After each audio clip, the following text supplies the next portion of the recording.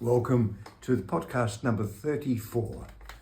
And as I've said often, it's a spontaneous podcast that I'm making for young students, people who are really in the intermediate stage of studying the piano. And I hope they're enjoying it also while they're studying, because that's one part of this podcast. We've got to have fun with what we're doing. And when we're enjoying what we're doing, I think we relax much more. Just like when you're in a nice group of people, you seem more relaxed than when you're feeling not welcome or whatever. This podcast is, as I said, for the helping young people to get further and to help them to somehow develop their technique and their musicality. I'm using as an example at this moment the Heller Studies Opus 45. And they are really studies which are very interesting because they really train from the intermediate stage onwards. Anyway, having said all of this, let's get down to work. One of the things I think is important when studying is to stay concentrated on one or two things at a time. And that's so important when studying music. I think, for instance, what I often suggest to students, when you're playing a piece through, I can understand playing it through to get an idea of the piece. If you can play it through, it's a great idea to do that.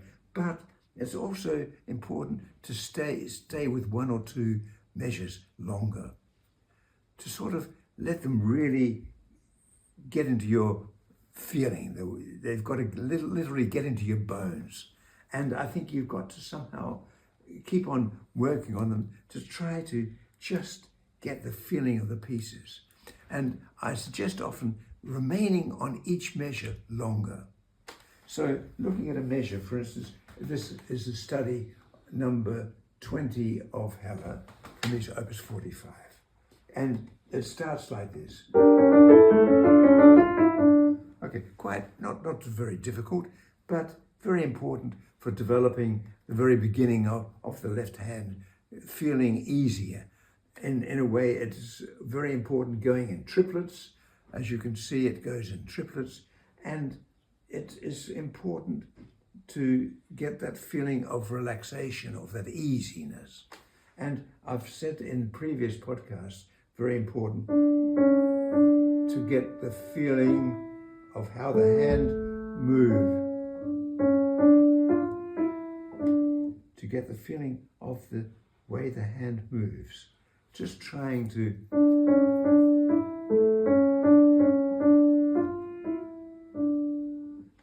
there are small curves, just very small curves, which make the sound of our playing not only technically right, but also musically more beautiful to listen to. And I think that one of the main things is to knowing the curves of the wrist.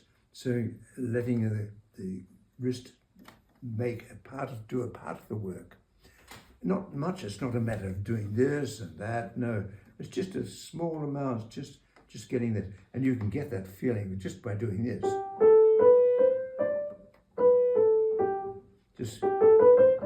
Just getting that feeling. So actually, it's not only your fingers that are doing a part of the work, but you're beginning to start using the arm. And maybe your teacher or someone has told you, oh, you don't look so easy when you're playing. I mean, if you look really cramped, somehow it feels different and sounds certainly a lot different. Anyway, getting back to this piece, how do we practice it? I think staying on the first measure is a good idea, but as I said in my last podcast, I really love it working on the last measures first. And what do we have in the last measure of this piece? It's just a wonderful scale of D minor.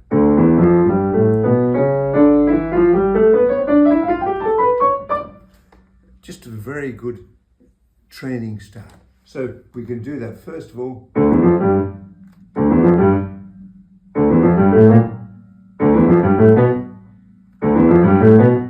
Just getting small groups, taking one beat at a time. repeating them about 3 or 4 times. And then we put them together and see how it works. We just see how that works after a few times. And even the smallest amount of improvement, be glad about it. Be happy. Even tell yourself, oh, good. We've got to be more positive about the way we are practicing. And so I've seen when people are practicing and they say, oh, that was not good, this was not good, this was not good. It generally does one thing. It holds us back. It makes it all slower. And it sounds, to me, not such a pleasant experience to be always criticizing yourself. You've got to find the positive side of everything and really work on the positive things. And that's how I would think. And then I would say, okay, play it to the measure, out into there, and stop.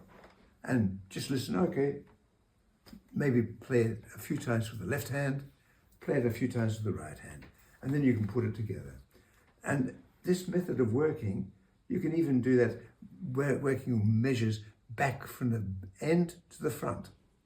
And I think that is very good because usually the beginnings of every piece which someone plays are usually much better prepared than the endings. It's the endings that somehow are not really well thought out.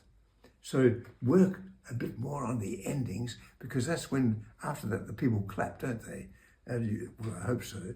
And so you really need to make sure that the endings really are well studied. So really work on them. That's where you really can hear the pianists. And another thing to work on, of course, is exactly what Joseph Hoffman, who was a great Polish-American pianist of the 30s and earlier, and he said often, you learn to know more about the pianist by listening to their left hands. Listen to the left hand. Well, exactly what we've got here, don't we? We have exactly that left hand. How to really...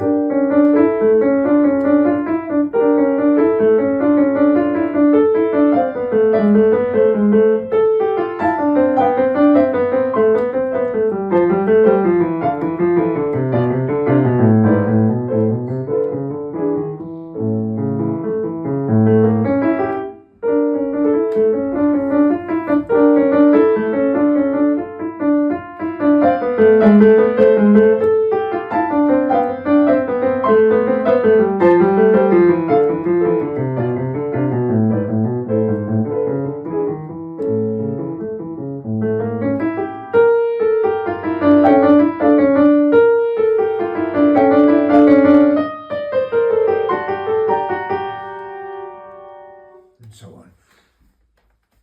So you really have to get the feeling of developing your left hand. And the wonderful thing about this study is it's got the same problem in every measure. And after you've played this right through, I think your left hand will be starting to become much easier, and you should really start feeling more confidence in the left hand, because it's often the left hand that we lose confidence. So that's the basic idea of this piece, and I think really that's one of the things I think that can help us really move on further. Again, please do subscribe to the channel and also give it a like if you have enjoyed it. And please don't hesitate to ask questions. Ask questions about the piano technique, about if you're having a problem with something that you don't know how to solve that. Maybe we can discuss that in a coming podcast. And thank you very much for listening.